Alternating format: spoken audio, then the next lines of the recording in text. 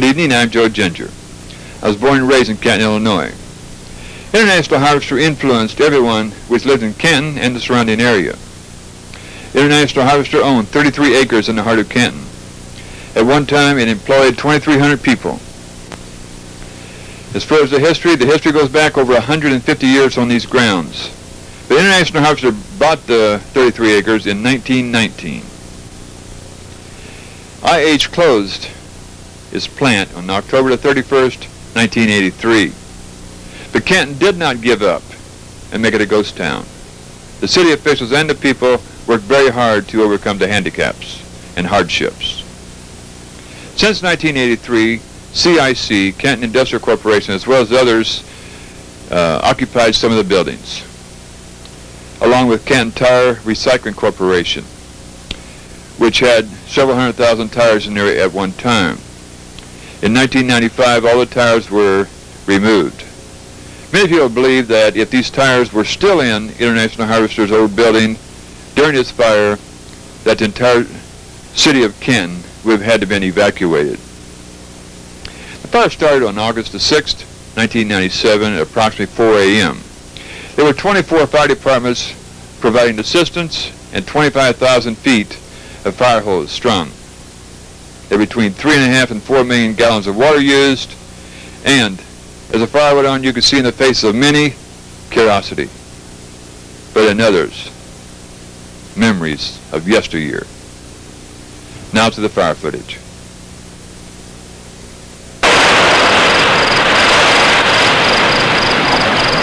Time 1 year to August 6, 1997. The time is 5:10 a.m.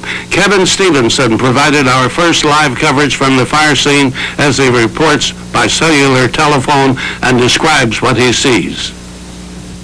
It would appear to be around 100 feet into the air, and straight ahead of me on First Avenue are a variety of emergency vehicles. They are situated in front or thereabouts of Sunset Manor, and I heard you say, or I heard on the scanner a little bit ago that, and I heard you talk as well, that they are asking people to be ready to evacuate.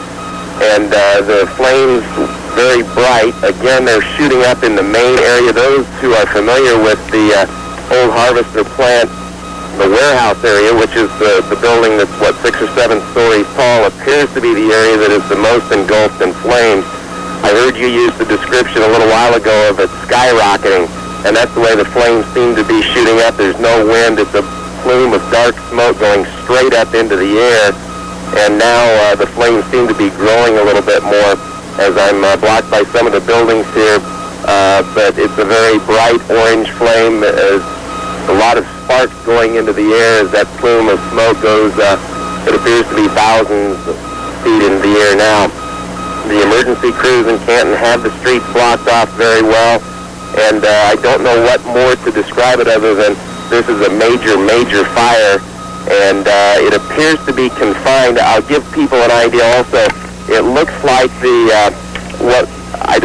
not familiar with the exact description of some of these buildings, but I would call it the watchtower part of the warehouse at the south end of the tall part. It does not appear to be that much engulfed in flames. Now, most of the flames appear to be closer to the Elm Street side. So, Brad, that's what we look at now, and it is a major fire, obviously, but we'll stay in touch and try to get things going as soon as we can from out at the site. Kevin, are you hearing any explosions? No. Right now I'm sitting at the location of 2nd and, I can't tell exactly, 2nd and Elm, it would appear. And no, there are no explosions here. Very little sounds with it. Of course, the emergency crews are keeping people as far away as possible, because I know they are concerned with what might be in the vicinity of the fire. Really a terrifying situation, wouldn't you say? Well, it appears to be. From where I am, everybody seems to be calm, and it would look like it is confined to that one major portion of the building, but a fire of this magnitude looks like it could spread very easily in a short period of time. And you've been listening to the scanner, so have I.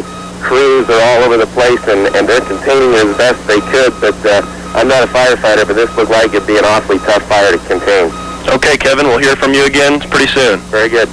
That's Kevin Stevenson driving into Canton and talking about the International Harvester Fire. We're listening. Enough water on this building here on 4th Avenue to keep it down, because if not, it's going on up toward the Baptist Church and right on up to Elm Street.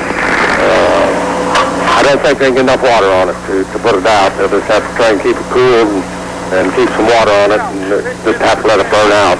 I'm just so thankful that we got all the tires out there. The EPA and the city and the South, if those tires were still in there, why, they would have to evacuate half the town. That's former Canton Fire Chief Bob Slick-Dorenzi. And Bob, I have to ask you, obviously when you were chief, there was a plan in mind for this. Tell us what you guys had discussed before, if this ever happened. Well, the first thing we would have done with the tires in there was start evacuating. We talked about evacuating like a half a block or half a mile all around the CIC. We would have evacuated the whole town. There's so many substances in tires, fuel oil, and just everything in tires that would have gotten the city drains, you know, with the water being squirted on it. So, yeah, we would have probably ended up evacuating the whole town.